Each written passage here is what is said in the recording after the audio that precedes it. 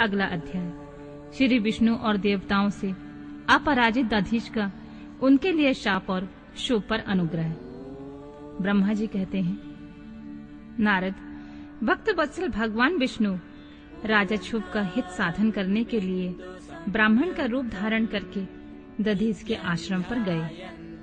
वहां उन जगत गुरु श्री हरि ने शिव भक्त शिरोमणि ब्रह्मर्षि दधीच को प्रणाम करके शुभ के कार्य की सिद्धि के लिए उद्यत हो उनसे यह बात कही।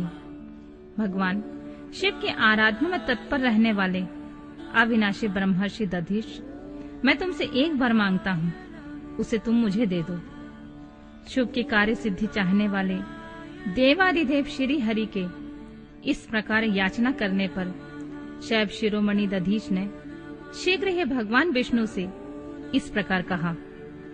बोले, ब्राह्मण, आप क्या चाहते हैं, यह मुझे ज्ञात हो गया है। आप शुभ का काम बनाने के लिए साक्षात भगवान श्री हरि का ब्राह्मण का रूप धारण करके यहाँ आए हैं। इसमें संदेह नहीं है कि आप पूरे मायावी हैं, किंतु देवेश जनार्दन, मुझे भगवान रुद्र की कृपा से भूत भविष्य और वर्तमान तीनों कालों का ज्ञान सदा ही बना रहता है। सुब्रत, मैं आपको जानता हूँ, आप पापहारी श्री हरि एवं विष्णु हैं। यह ब्राह्मण का वेश छोड़िए, दुष्ट बुद्धि वाले राजा शुभ ने आपकी आराधना की है, इसलिए आप यहाँ पधारे हैं। भगवान हरे, आपकी भक्त वत्सलता को भी मैं जानता हूँ। यह छल छोड़िए, अपने रूप को ग्रहण कीजिए और भगवान शंकर के स्मरण में मन लगाइए। मैं भगवान शंकर की आराधना में लगा रहता हूँ। ऐसे दशा में यदि मुझसे किसी को भय हो तो उसे आप यत्न पूर्वक सत्य की शपथ के साथ कहिए। मेरा मन शिव के स्मरण में ही लगा रहता है। मैं कभी झूठ नहीं बोलता हूँ। इस संसार में किसी देवता या दैत्य से भी मुझे भय नहीं होता। श्री विष्णु बोले, उत्तम व्रत का पालन करने वाले दधीच, तुम्हारा भय सर्वथा नष्ट ही है, क्योंकि तुम शिव की आराधना में तत्पर रहते हो, इसलिए सर्वज्ञ हो। परंतु मेरे कहने से तुम एक बार अपने प्रतिद्वंदी राजा शुभ से जाकर यह कह दो कि राजेंद्र, मैं तुमसे डरता हूँ।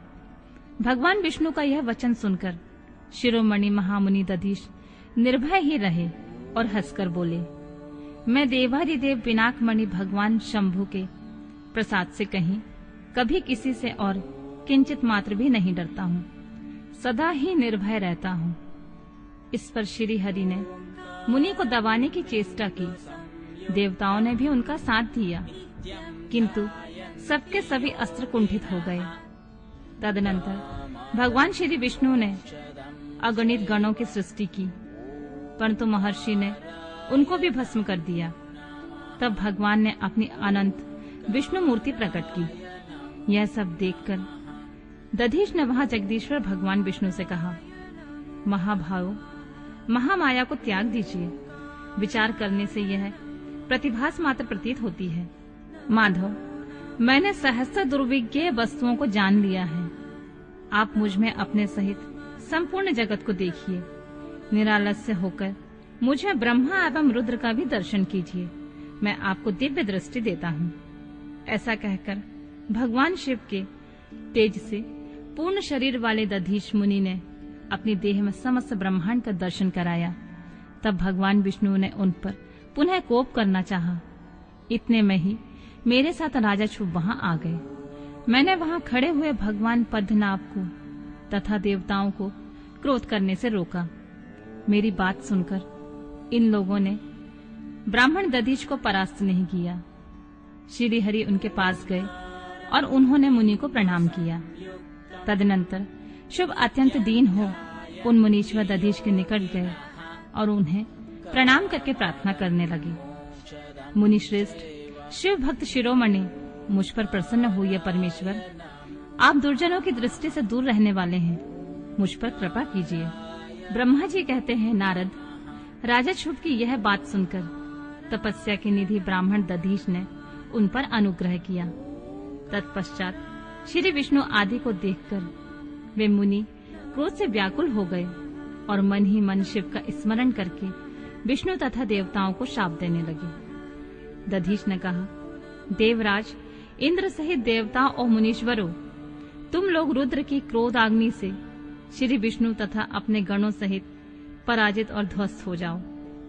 देवताओं को इस तरह श्राप दे शुभ की ओर देखकर देवताओं और राजाओं के पूजनीय दुश्रेष्ठ दधीच ने कहा, राजेंद्र, ब्राह्मण ही बलि और प्रभावशाली होते हैं। ऐसा स्पष्ट रूप से कहकर ब्राह्मण दधीच अपने आश्रम में प्रविष्ट हो गए। फिर दधीच को नमस्कार मात्र करके शुभ अपने घर को चले गए। तत्पश्चात भगवान विष्णु देवताओं के साथ जैसे आए थे उसी तरह अपने वैकुंठ लोक को लौट गए। इस प्रकार वह स्थान स्थानेश्वर नामक तीर्थ के रूप में प्रसिद्ध हो गया। स्थानेश्वर की यात्रा करके मनुष्य शिव का सामुज्य प्राप्त कर लेता है। तात, मैंने तुम्हें संक्षेप में शुभ और दधीच के विवाद की कथा सुनाई और भगवान शंकर को छोड़कर केवल ब्रह्मा और विष्णु को ही जो श्राप प्राप्त हुआ उसका भी वर्णन किया।